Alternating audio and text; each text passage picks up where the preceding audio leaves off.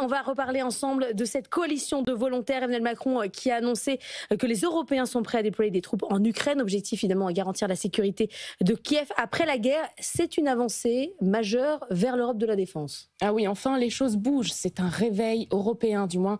On a l'impression d'avoir vraiment une avancée. C'est aussi ce que disait Macron hier soir. Le ton a vraiment changé. On va écouter ce que disait hier le président de la République après sa rencontre avec Zelensky. Les 35 pays de la coalition des volontaires feront partie des garanties de sécurité. 26 pays ont formalisé très précisément leur contribution.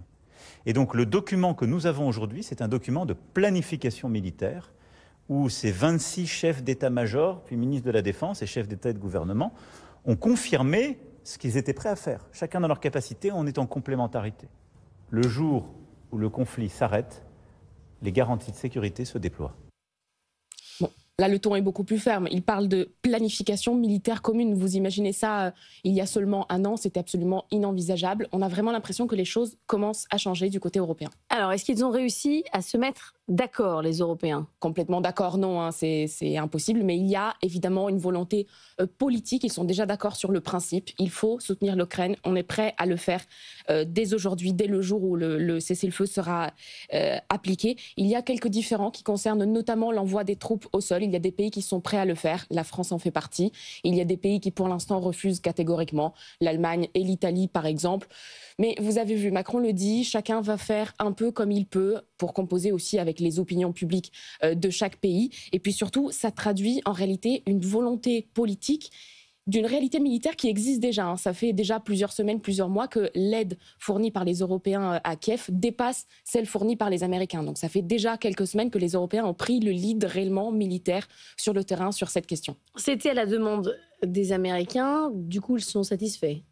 Oui, effectivement, c'était aussi un message envoyé aux Américains, envoyé à Donald Trump. L'idée, c'est on vous attend. Nous, on est prêts. Maintenant, il faut que vous veniez aussi, il faut que vous nous rejoigniez dans ce mouvement. Le sentiment, en tout cas, c'est que sur ce dossier, les Américains perdent un peu en vitesse, en puissance.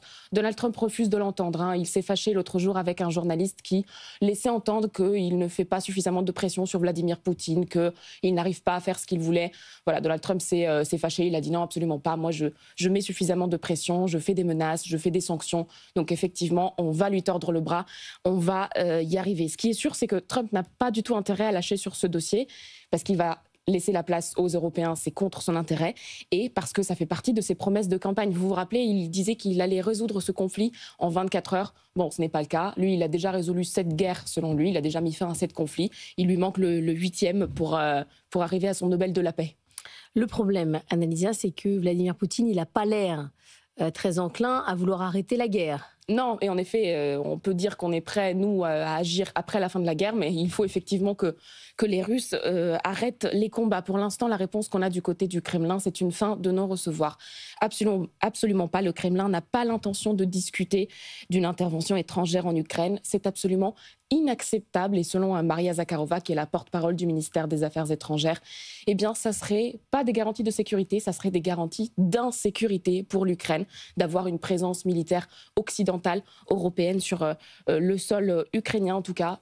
Pour les Russes, peu importe finalement que les négociations aboutissent, peu importe la voie diplomatique, si les négociations échouent, Moscou atteindra militairement ses objectifs, selon les mots de Vladimir Poutine.